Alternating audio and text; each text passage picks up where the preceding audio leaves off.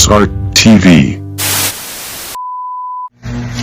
Yun, mag-unbox na naman tayo ng order natin. TikTok na naman to mga brother, oh. Supply ito, supply. At itong isa yung brush na maliit.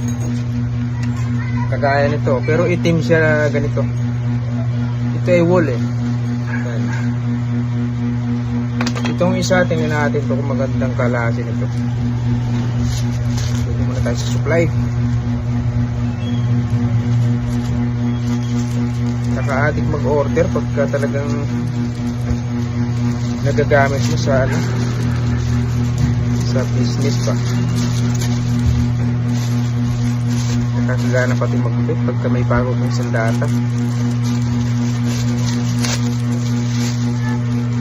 Ito yung itsura niya.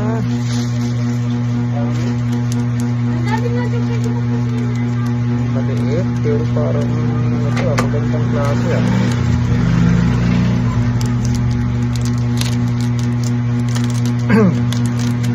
Sa 100 plus din ito. Miss Orla, ang lupit, oh.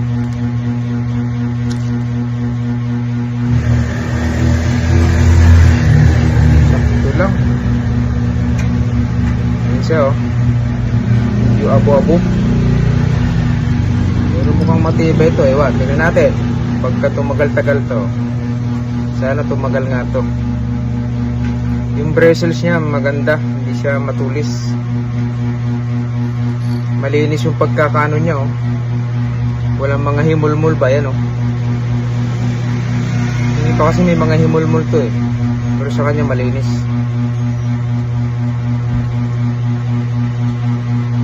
Isang tangkal mahigit.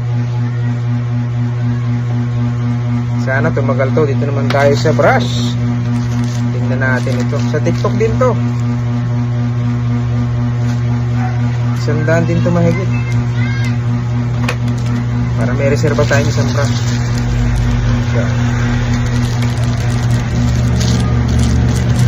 Made in China din to.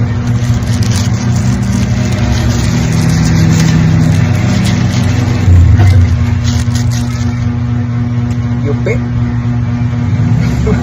Pero ayos, maganda pagkakapinis ng ano niya. Glossy, oh. Nga lang nayupi. Yan, oh. Pero ayos lang.